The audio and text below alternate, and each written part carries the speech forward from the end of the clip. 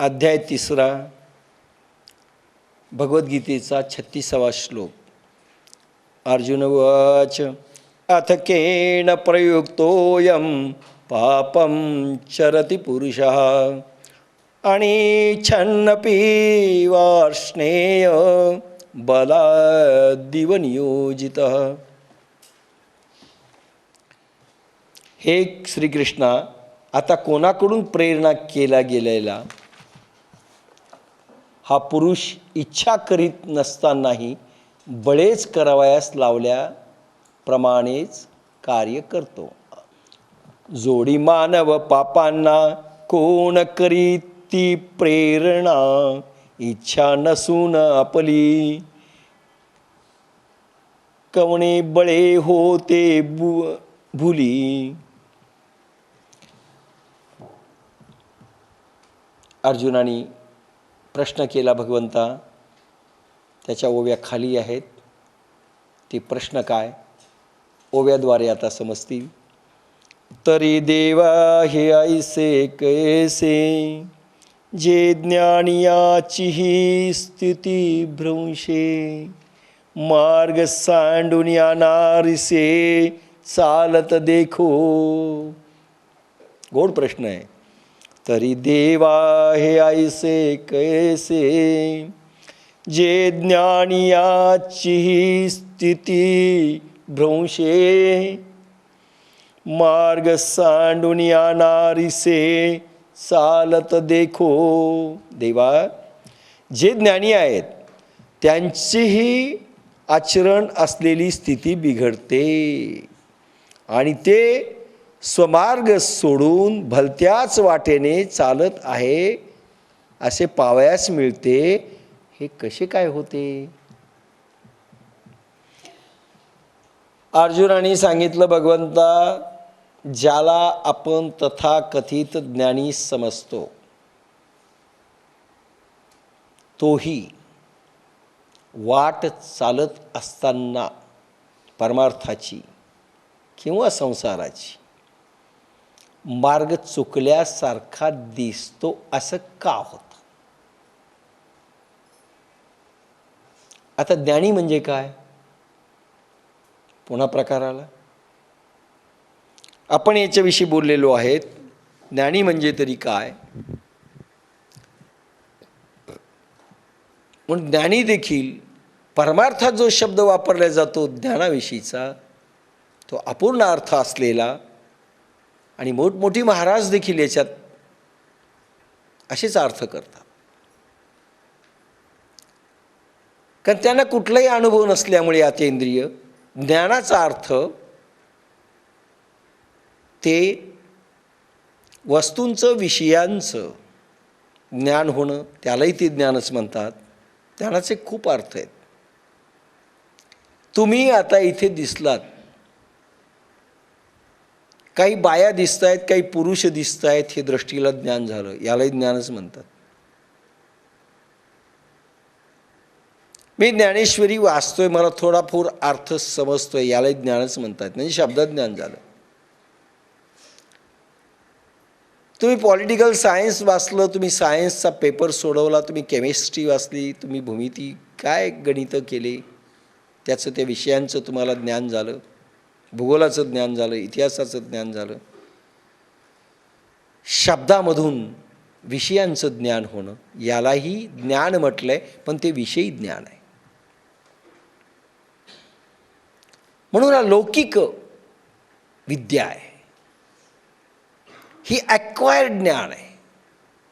आपल्या सायन्सच्या भाषेत म्हटलं याला ॲक्वायर्ड ज्ञान म्हणतात. म्हणजे संपादित केलेलं ज्ञान, प्रयत्नपूर्वक मिळवलेलं ज्ञान. तुम्ही जर ते वाचलं नसतं, अभ्यास केला नसता, तर पारंगत झाला नसता. दिस इज ॲक्वायर्ड ज्ञान, मिळवलेलं. 90% मार्क आले, 50% आले, 40% आले, म्हणजे तेवढंच तुम्ही मिळवलं. ॲक्वायर्ड ज्ञान. आणि आज आता परमार्थतही असे आहेत, हे विषयी ज्ञान झालं. आता अध्यात्माचंही ज्ञान आहे.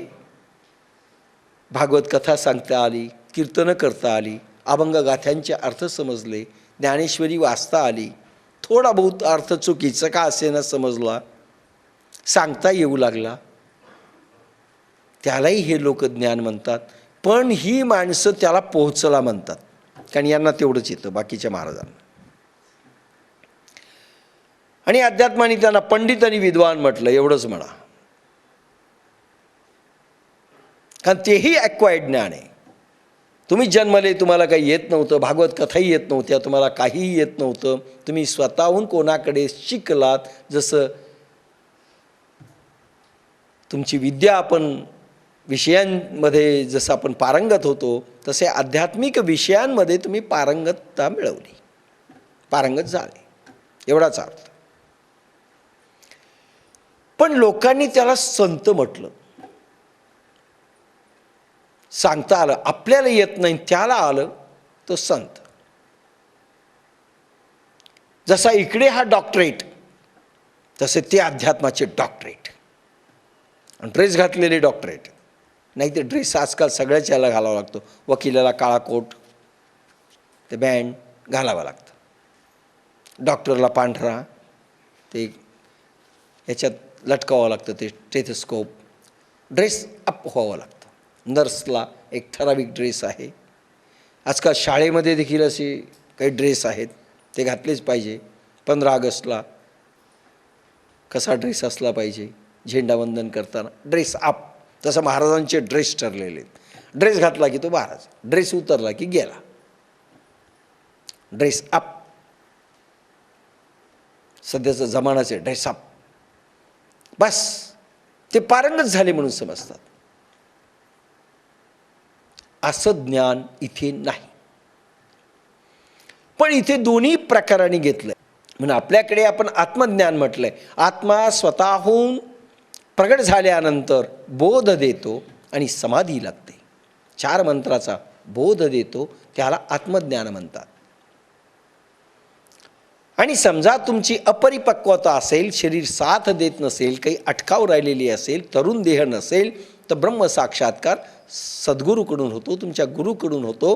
त्यावेळेस धारणा संपते आणि समाधीचा अनुभव येतो. 4 महावाक्यांचा उपदेश श्री गुरु आपल्या मुखातून करतात. धारणा संपते आणि केवळ वैराग्याची चुणूक नंतर सुरू होते. आणि सविकल्प समाधी, त्यानंतर निर्विकल्पतेचा अभ्यास असतो. यालाही ज्ञान म्हटलंय. पण हे संपादित केलेलं ज्ञान नाही, हे उपजलेलं ज्ञान आहे. म्हणून माऊलींनी संपादन केलं नाही, ते निर्माण झालं, उपजलं, निपजलं, उपजलं, निर्माण झालं. म्हणून 16व्या वर्षाचा बालक प्रचंड ज्ञान निर्माण झालं. हे निर्माण झालं. अंगठे बहादर जनाबाई निर्माण झालं. अभंगाचे अर्थ कठीण आहेत जनाबाईच्या.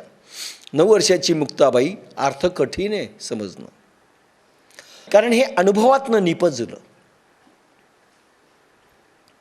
आत्मा प्रगटल्यानंतर त्याला आत्म्याचं ज्ञान, देवाचं ज्ञान, देवच प्रगटल्यानंतर त्या बुद्धीमधून स्पिरिच्युअल कोशंट निर्माण होतो आणि त्याच्यामधनं हे सगळं प्रगटत होत जातं. ऋतंभरा प्रज्ञा, ज्याला आपण प्रज्ञा म्हटलेली आहे, स्पिरिच्युअल कोशंटला प्रतिभा आणि त्यानंतर प्रज्ञा आणि नंतर ऋतुंभरा प्रज्ञा.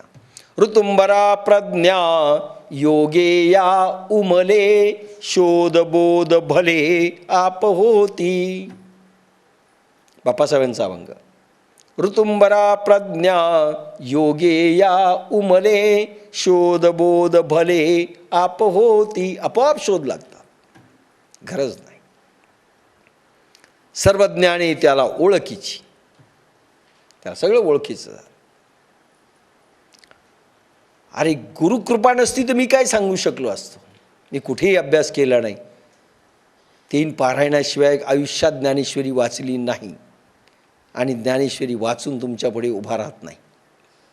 कुठेही शिकलो नाही, केवळ गुरुकृपा. जे अनुभव आले त्याचं दर्शन ज्ञानेश्वरीत आहे, जे गुरुने दिलं. आणि सगळं कोडं उकलत जातं. याला म्हणतात गुरुकडून मिळालेलं ज्ञान ते आत्मज्ञान असतं. ते प्रगट होणारं ज्ञान असतं.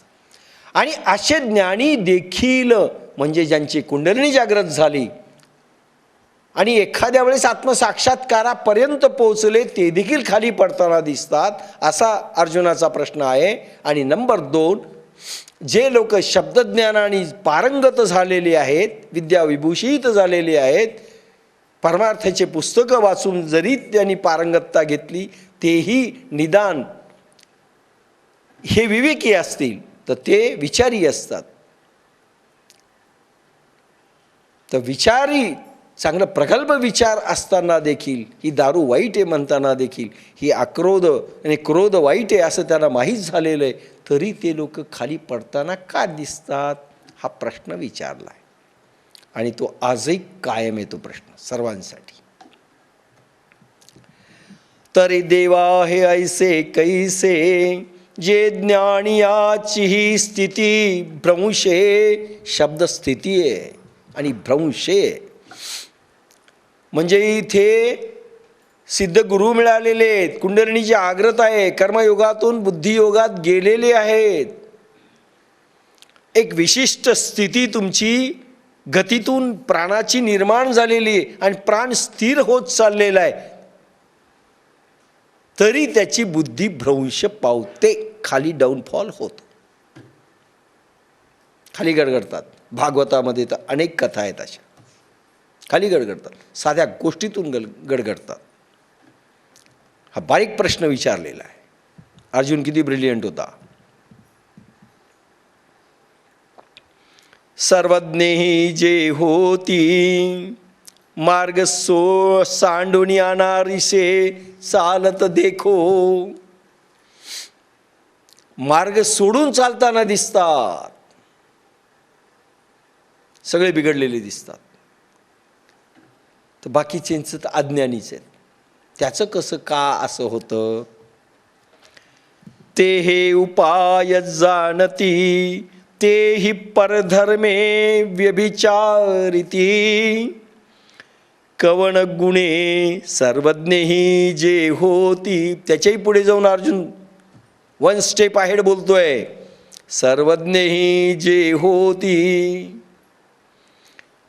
आणि एक स्टेप पुढे जाऊन तो म्हणतो साक्षात्कारी झालेले आहेत आणि एखाद्या वेळेस सर्वज्ञही झालेले आहेत.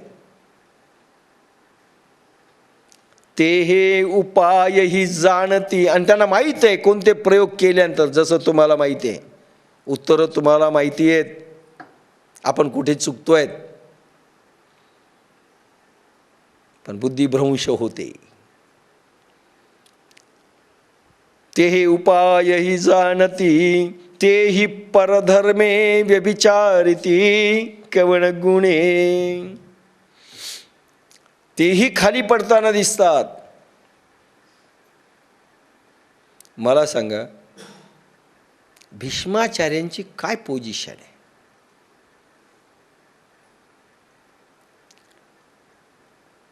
भीष्माचार्य कोणाचे शिष्य आहेत. बृहस्पती, देवगुरु बृहस्पतीचे आहेत. म्हणून म्हणलं नॉलेज कुठे कुठे बिघडलंय मला पाहायचंय. 3 गुरूंच्या सामर्थ्याचा चमत्कार म्हणजे महाभारतीय युद्ध.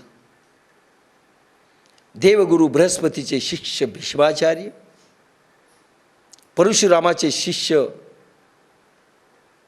कर्ण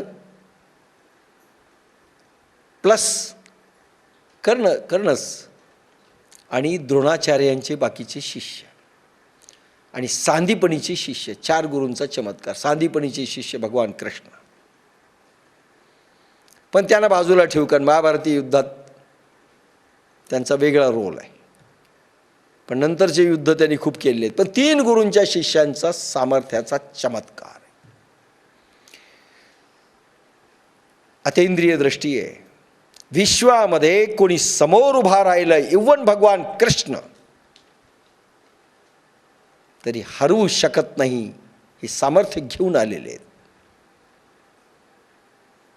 त्यांचं वर्णन आता करत नाही भीष्माचार्यांचं, काय सामर्थ्य होतं. किती सत्य बोलत असतील, काय तपश्चर्याचं सामर्थ्य असेल. ज्या माणसाने आपलं तरुणपण आपल्या बापाला देऊन टाकलं, देह ट्रान्सफॉर्मेशन करू शकत होते, ही सामर्थ्य आहे त्यांचं. अझाईन केला, एका संकल्पाने देऊन टाकला. हे संकल्प सामर्थ्य आहे. अरे भगवान गोपालकृष्णांना माहीत आहे की ज्यावेळेस हा 9 दिवसपर्यंत युद्ध भीष्माचार्य करतात,